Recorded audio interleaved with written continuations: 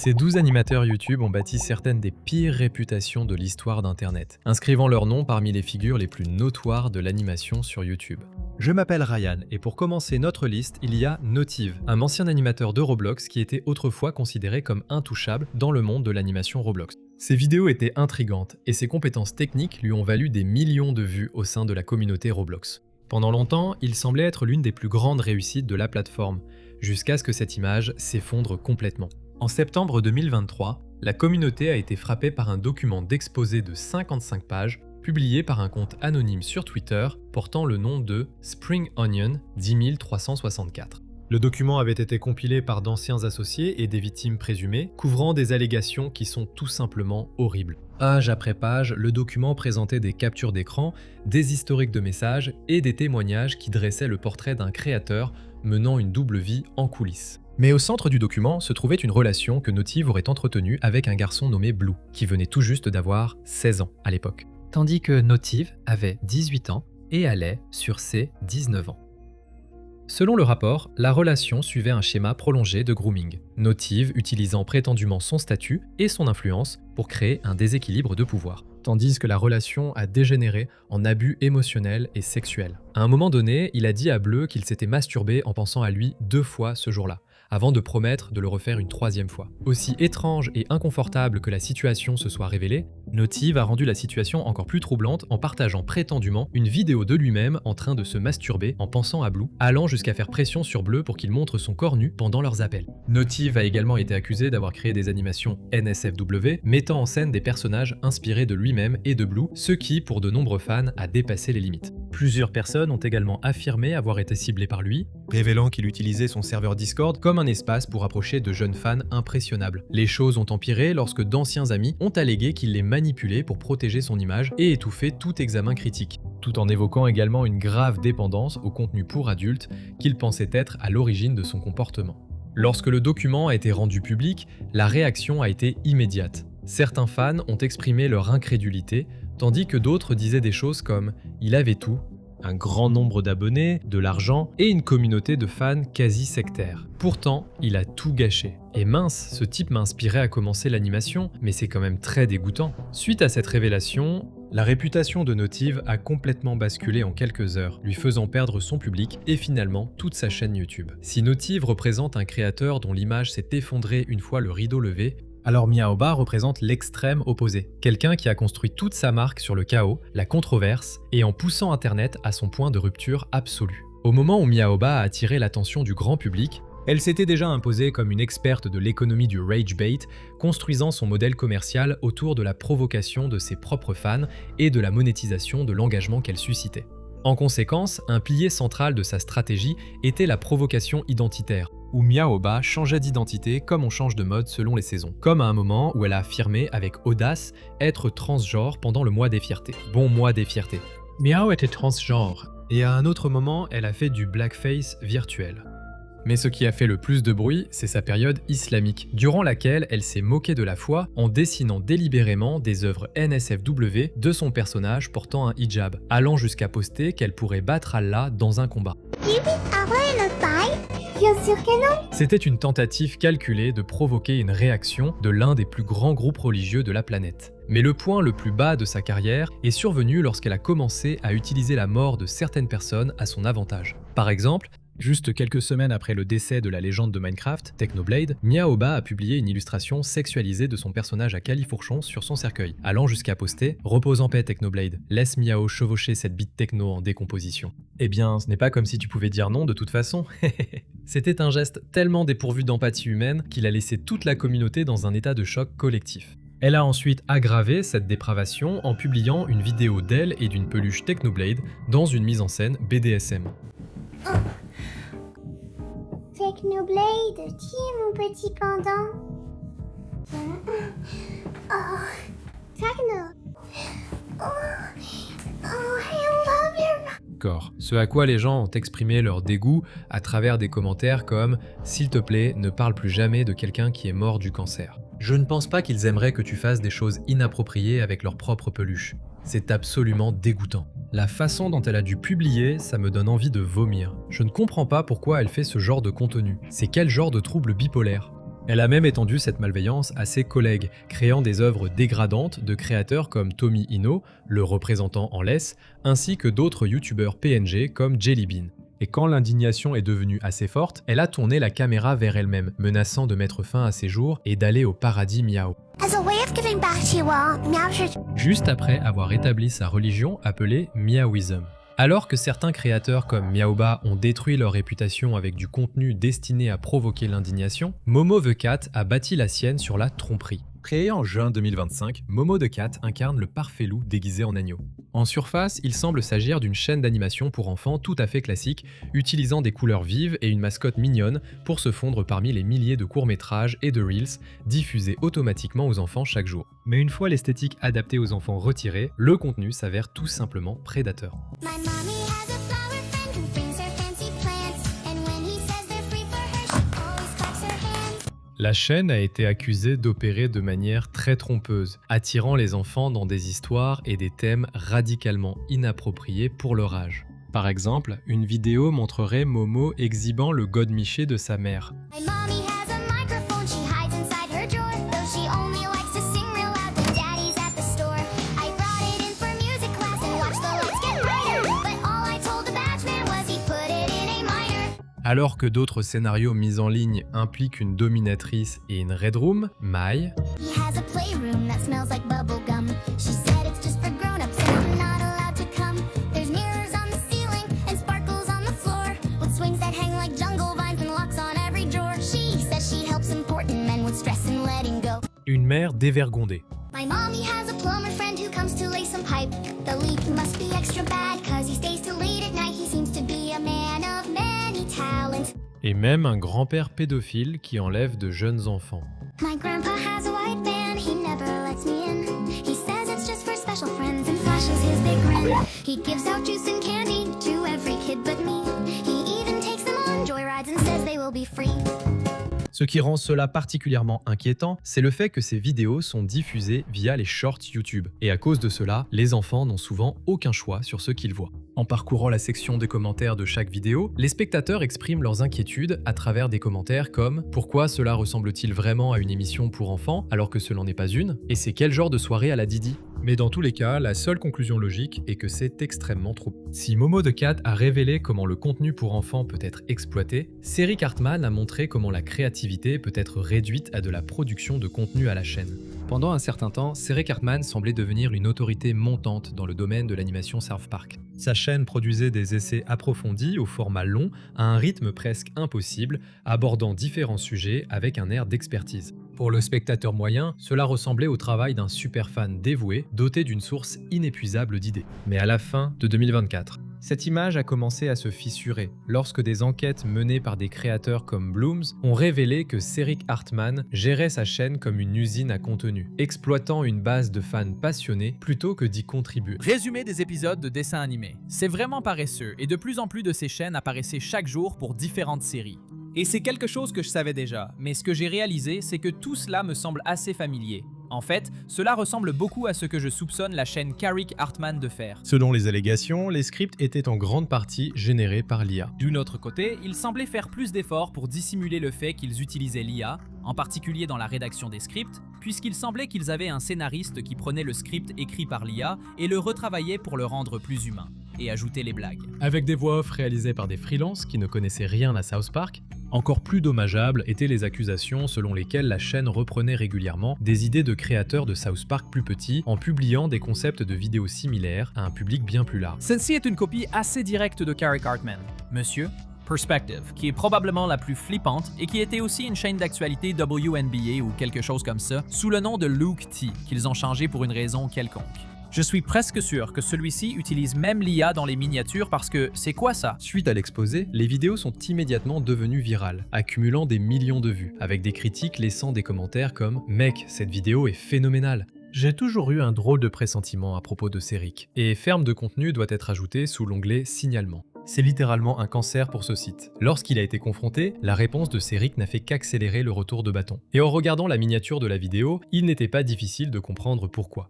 Au lieu d'éprouver des remords pour ses actes, il a carrément rejeté les critiques, les présentant comme des personnes en manque de confiance, en disant Le crime potentiel que nous commettons, c'est de voler des vues et de l'argent des poches de Blooms, Slush, Johnny et Mark.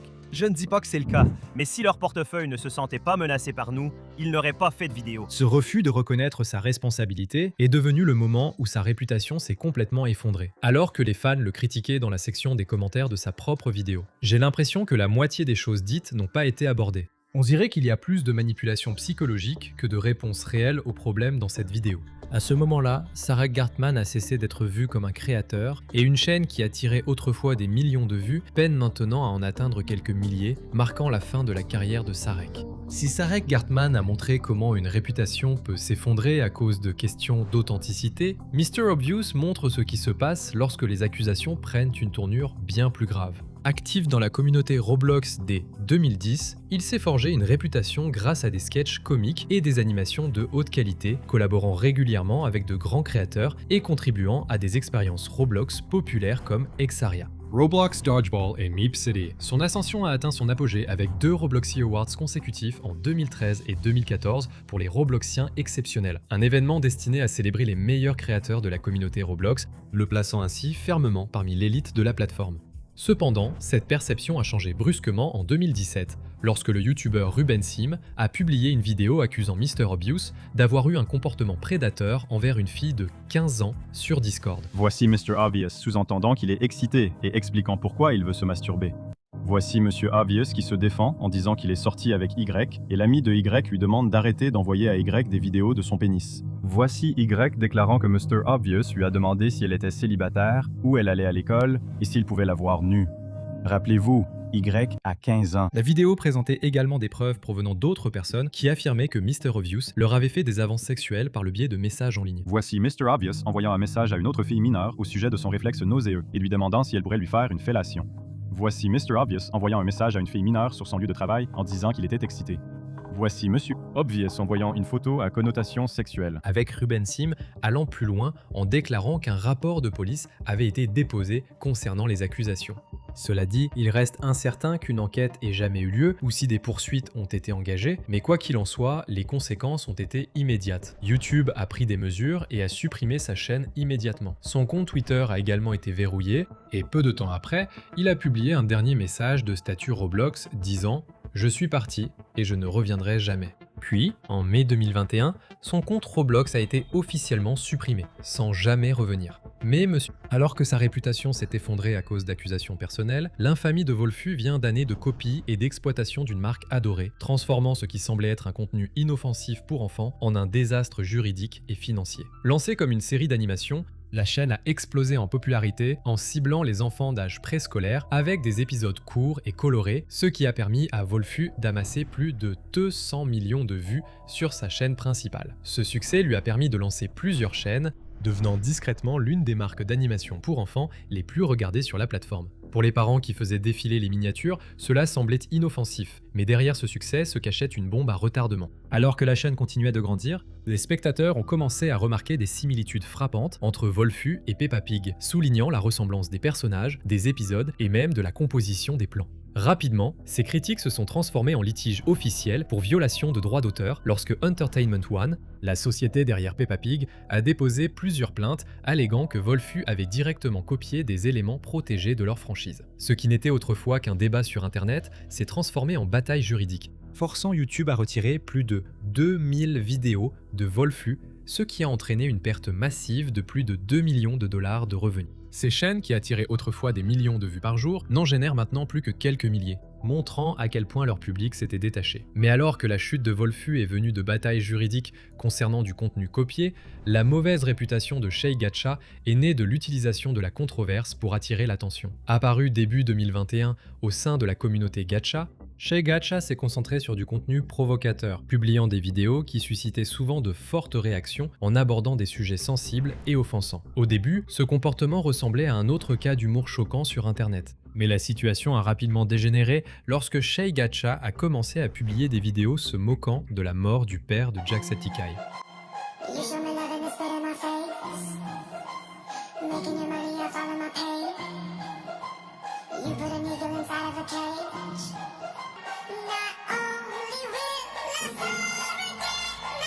La vidéo a présenté un véritable moment de deuil comme une blague, minimisant la perte d'une manière que beaucoup de spectateurs ont perçue comme délibérément cruelle plutôt que négligente. Immédiatement, la vidéo est devenue virale, avec des fans laissant des commentaires comme « Imagine être à ce point un loser que manquer de respect à un mort soit la seule chose qui te rende heureux dans la vie. » Et pourquoi les gens font-ils ça? Jack ne mérite pas ça. Au lieu de faire marche arrière, Shay a persisté et a commencé à publier des vidéos niant la légitimité de maladies graves. Par exemple, elle a affirmé que le cancer était faux et exagéré, et elle a soutenu cela en disant que les patients atteints de cancer mentaient pour attirer l'attention. Des affirmations similaires ont été faites à l'égard des personnes atteintes du syndrome de Tourette, en rejetant la maladie comme étant fausse et inexistante. Ces déclarations ont fait passer sa réputation de controversée à celle d'une créatrice perçue comme attaquant les malades et les personnes en deuil pour attirer l'attention. Mais peut-être que les accusations les plus dommageables sont venues lorsque Shay a commencé à publier du contenu sur les MAPS, un terme souvent utilisé pour reformuler et normaliser l'attirance envers les mineurs. Dans le contexte de la communauté gacha, cela a été considéré comme particulièrement dangereux, aggravant sa situation et forçant la plateforme à supprimer sa chaîne seulement 4 mois après sa création. Elle n'a laissé derrière elle aucun héritage créatif significatif, aucune œuvre durable et aucun public prêt à la défendre, et elle est plutôt devenue un exemple de la rapidité avec laquelle une réputation basée uniquement sur la recherche de buzz peut s'effondrer en quelques secondes. Si l'histoire de Shay Gacha portait sur l'effondrement de la confiance, ERD Cartoon, c'est l'histoire d'une réputation bâtie sur le fait de bâcler les choses et de se faire épingler pour ça. ERD Cartoon est apparu comme une chaîne qui promettait des animations dynamiques et un contenu captivant. Ils publiaient fréquemment et en conséquence, cela leur a permis de se constituer un public fidèle. À première vue, ERD ressemblait à une chaîne YouTube typique et réussie, un créateur qui grandissait régulièrement en produisant du contenu visuellement attrayant et facile à consommer. Mais derrière ces publications apparemment innocentes, il y avait des comportements récurrents qui ont rapidement attiré l'attention pour de mauvaises raisons. La première grande controverse est survenue au début de 2025, lorsque ERD Cartoon, aux côtés d'une autre chaîne appelée GM Craft, ont été accusés d'abuser du système de droit d'auteur en lançant de fausses réclamations contre un autre créateur du nom de Villainy. En plus des 2 précédentes réclamations, Villainy a signalé en avoir reçu 5 autres de la part de GM Craft, toutes visant des vidéos qui auraient soi-disant été copiées de lui. Dimanche dernier, j'ai reçu 2 fausses réclamations de Villainy provenant de 2 chaînes, ERD Cartoon and GM Craft. Le second menaçant de faire supprimer ma chaîne en envoyant 5 autres réclamations. Même d'autres commentateurs comme Glidoguy et Kidboy avaient également réalisé des vidéos dénonçant ERD pour les fausses réclamations, critiquant publiquement leur approche et qualifiant la chaîne de chaîne Brainrotsus. En gros, cette chaîne utilise The Amazing Digital Circus et d'autres émissions pour enfants comme Vice Versa 2 pour faire des animations étranges, brainrot et même suspectes. Et l'ont aussi qualifié de chaîne Brainrot, qui envoie des réclamations pour droits d'auteur. En voyant cela, la réaction négative s'est rapidement propagée, avec des spectateurs laissant des commentaires comme « Cette chaîne doit être bannie maintenant ». Et honnêtement, c'est hideux et dégoûtant que des gens fassent vraiment ça. Quel monde dans lequel nous vivons? Les accusations de plagiat n'ont pas tardé à suivre, après qu'un autre créateur du nom d'Emzy a publié une vidéo affirmant qu'ERD Cartoon, parmi d'autres chaînes, copiait fréquemment ses animations sans le citer correctement. J'ai remarqué ces dernières années que certaines nouvelles chaînes publient des animations de fans basées sur Digital Circus qui décalquent, copient ou plagient carrément mon propre contenu original que j'ai créé à partir de zéro. Les vidéos d'Ems ont montré des preuves indéniables.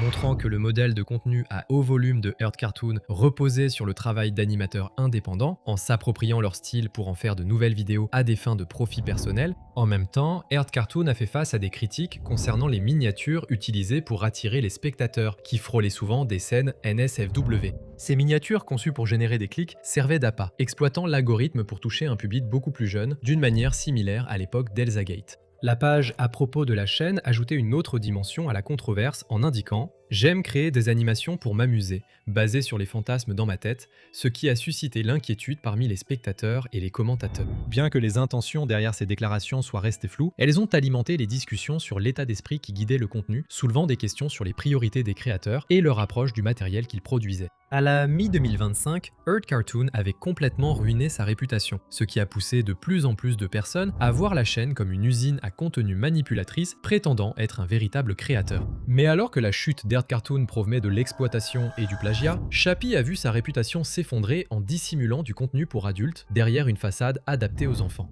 À première vue, Chappie's Way semblait inoffensive, comme n'importe quelle autre chaîne d'animation. Ses vidéos mettaient en scène de mignons chiens de dessins animés, dessinés dans un style artistique négligé. Un style artistique qui ressemblait beaucoup aux personnages que l'on trouve habituellement dans les dessins animés pour enfants. Mais le contenu des vidéos racontait une toute autre histoire, où, au lieu d'un humour adapté aux enfants, les animations de Chappie comportaient des blagues pour adultes, de l'humour noir et des références sexuelles, qui n'avaient rien à faire devant un public composé principalement d'enfants innocents. Je viens de te surprendre en train de jouer avec ton truc. Qu'est-ce que tu racontes? Je regarde juste TikTok sur mon téléphone. Ne mens même pas. Je t'ai pas dit de ne pas faire ça dans ma chambre? Tu sais quoi? Tu peux me demander de l'aide si tu en as besoin. Que tous ceux qui te font croire que tu n'es pas à la hauteur aillent se faire voir. Alors, ça te plaît, papa? Le problème, c'est que le travail de Chappie brouillait la frontière entre le contenu pour adultes et les visuels pour enfants, si bien que beaucoup de spectateurs ne se rendaient pas compte de ce qu'ils regardaient avant qu'il ne soit trop tard. Cela est rapidement devenu la base du retour de bâton. Et à mesure que la chaîne grandissait, les spectateurs ont commencé à faire des comparaisons avec Digital Elysium. Un autre élément qui a amplifié la controverse était la section à propos de la chaîne de Chappie qui décrivait la chaîne en disant « Bienvenue sur Chappie's Way où l'humour adulte rencontre l'animation déjantée ». Nous réalisons des courts-métrages humoristiques rapides, étranges et un peu ringards pour des adultes au goût douteux.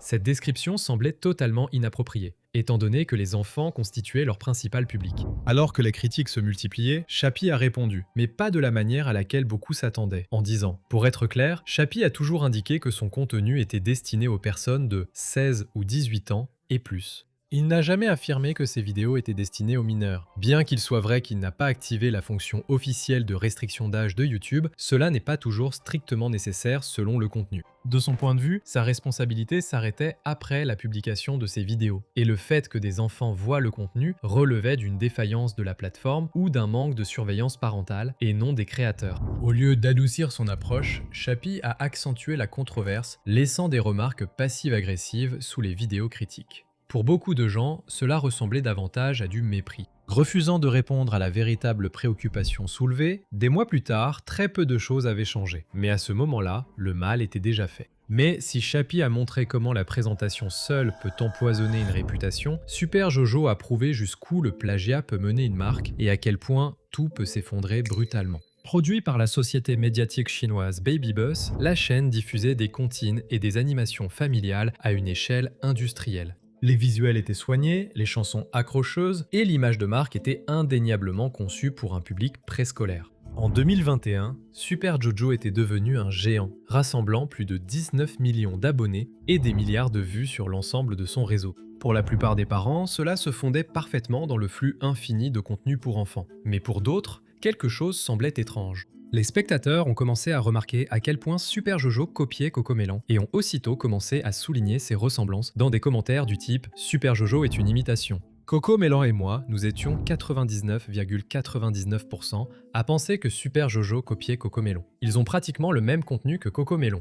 Et en regardant les vidéos de Super Jojo, les similitudes étaient tout simplement trop nombreuses, avec des designs de personnages, des mises en scène et même la structure des chansons qui semblaient étrangement familiers. Mais au centre de tout cela, il y avait Jojo lui-même, un tout petit protagoniste dont l'apparence ressemblait beaucoup à JJ de Cocomelon. La situation a dégénéré en une véritable guerre juridique en août 2021, lorsque Moonbug Entertainment, le propriétaire de Cocomelon, a intenté un procès contre Baby Boss, alléguant que Super Jojo avait directement copié Cocomelon, y compris toutes les preuves irréfutables. Puis, en juillet 2023, un jury californien a statué à l'unanimité en faveur de Moonbug, estimant que Baby Boss avait sciemment enfreint des dizaines d'éléments protégés par le droit d'auteur. Les dommages-intérêts se sont élevés à 23,5 millions de dollars, ce qui en a fait l'une des défaites les plus médiatisées en matière de droit d'auteur dans l'histoire de l'animation sur YouTube. Déjà en 2021, YouTube avait supprimé la chaîne principale de Super Jojo après le procès, effaçant ainsi un compte qui comptait plus de 22 millions d'abonnés et près de 9 milliards de vues. Bien que la chaîne ait été brièvement rétablie, elle n'a jamais retrouvé son élan. Début 2024, la chaîne de Super Jojo aurait de nouveau été supprimée, YouTube invoquant des problèmes persistants de droit d'auteur et l'absence de preuves d'un changement significatif. Si Super Jojo a prouvé jusqu'où la copie peut mener une marque et à quel point elle peut s'effondrer brutalement, Ribs, quant à elle, a instantanément détruit son empire bâti sur des centaines de milliers de soutiens fidèles. À son apogée, Ribs avait rassemblé plus de 600 000 abonnés. se positionnant comme une figure de proue dans le domaine de l'animation Roblox. Son contenu proposait des sketchs comiques, des moqueries de joueurs toxiques et des animations de Tower Defense Simulator qui trouvaient un écho fort auprès d'un jeune public engagé. Elle maintenait une présence très proche de sa communauté, discutant avec ses fans, diffusant des parties en direct et créant ce qui ressemblait à une connexion personnelle au sein de la communauté. Mais en septembre 2023, cette confiance s'est effondrée du jour au lendemain, lorsque des allégations de grooming et de comportement inapproprié envers un mineur ont fait surface. Selon un document Google largement diffusé, compilant des captures d'écran, Ribs, né en 2004 et âgé d'environ 18 à 19 ans à l'époque, aurait cherché à entretenir une relation sexuelle avec un fan masculin de 15 ans. Les messages auraient montré qu'elle reconnaissait son âge, tout en continuant la conversation malgré le fait qu'elle savait que c'était illégal. Ce qui a intensifié l'indignation, c'est lorsque Ribs a admis qu'elle avait choisi de le séduire parce qu'elle était excitée et seule. Cette phrase a éliminé toute défense fondée sur l'ignorance, impliquant que Ribs avait agi délibérément. Les échanges auraient commencé innocemment, mais sont rapidement devenus explicites avec des demandes sexuelles directes et des dialogues de plus en plus inappropriés. D'autres accusations affirmaient qu'elle avait envoyé des images nues provocantes aux mineurs, franchissant des limites légales et éthiques évidentes compte tenu de la différence d'âge. À mesure que le document se répandait sur les réseaux sociaux, la réaction a explosé, les spectateurs et d'autres créateurs décortiquant les preuves et dénonçant ce comportement à travers des commentaires tels que « J'espère qu'il va se faire cancel ». Et bon sang, qu'est-ce qui se passe sur Roblox et pourquoi tous les créateurs de Roblox deviennent-ils des prédateurs de mineurs? La victime l'aurait confronté, mais selon les preuves, Ribs aurait exprimé des regrets uniquement parce qu'elle, je cite, pourrait avoir des ennuis, ce qui montrait qu'elle se souciait plus d'être prise que du mal qu'elle avait causé. Plus tard, Ribs a fait une vidéo d'excuses. Je veux m'excuser auprès de tout le monde pour ces choses que j'ai faites il y a 2 ans. Ma santé mentale était vraiment au plus bas. Après avoir quitté Internet pendant 2 ans entiers, j'ai cherché de l'aide. Des thérapeutes pour améliorer ma santé mentale. Mais de façon choquante, elle a persisté dans son infamie et a commencé à s'en prendre à ses détracteurs, allant jusqu'à dire « C'est tellement stupide que les gens fassent des vidéos de théories ou supposent des choses sur moi, genre je m'en fiche complètement de YouTube. » Et tous les joueurs de Roblox dans les commentaires essaient de paraître profonds. Je ne parle que pour moi, je te jure, tout le monde est nul. Peu de temps après, sa chaîne YouTube a été supprimée. Et tandis que la chute de Ribs est venue de la violation des limites personnelles, Bella the Wolf adopterait une approche différente, utilisant le choc, la manipulation et la tromperie pure et simple pour exploiter son public dans des domaines véritablement criminels. Émergeant en tant qu'animatrice de style gacha, Bella s'est constituée une communauté de plus de 100 000 abonnés, mais en démantelant systématiquement toutes les limites de la décence en ligne. Sa réputation a commencé à se ternir à travers une série de vidéos ciblant les communautés religieuses, comme dans l'une d'elles où, dans une tentative flagrante de susciter de l'engagement, elle a animé Jésus et Allah dans des contextes romantiques, allant même jusqu'à publier une vidéo la montrant, je cite, en train de tuer Jésus. Alors que de nombreux créateurs utilisent l'humour choquant pour rendre leur contenu accrocheur, la communauté a vu cela comme une tentative déséquilibrée de gagner en notoriété. Cependant, les controverses de Bella ont rapidement évolué du manque de respect religieux à la dépravation morale. Après la mort du créateur de Minecraft bien-aimé Technoblade, Bella a imité le comportement de Miaoba en créant du contenu hommage qui a été perçu comme une moquerie.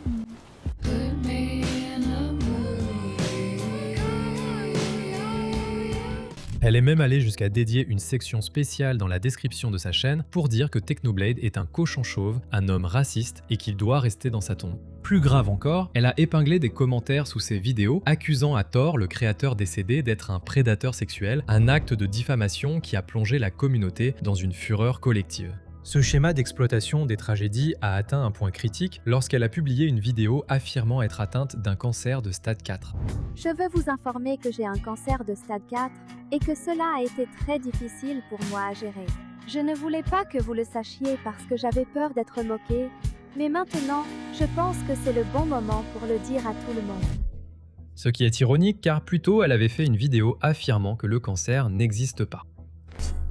Si tu es un jouet, alors tu es amoureuse.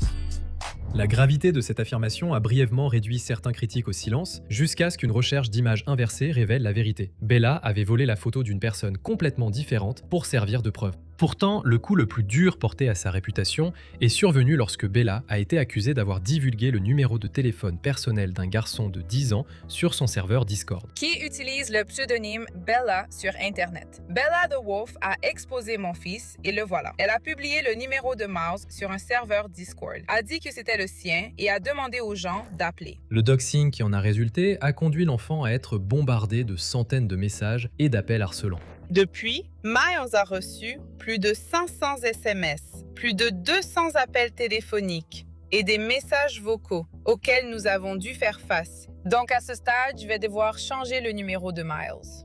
Les fans ont laissé des commentaires comme « Ça a dû être une expérience horrible, j'ai de la peine pour lui et pour le reste de sa famille. Je vais prier pour qu'il n'ait plus jamais à vivre ça. » Et je me sens mal, surtout quand j'imagine qu'il décroche et entend des gens lui crier dessus, lui dire de mourir et l'insulter avec des propos haineux. À la suite du scandale de doxing, Bella a tenté une dernière fois de se justifier, affirmant dans une vidéo qu'elle avait été arrêtée et avait purgé une peine de prison pour ses actes. Pendant les 3 dernières semaines, j'étais en prison et c'est vraiment horrible ici.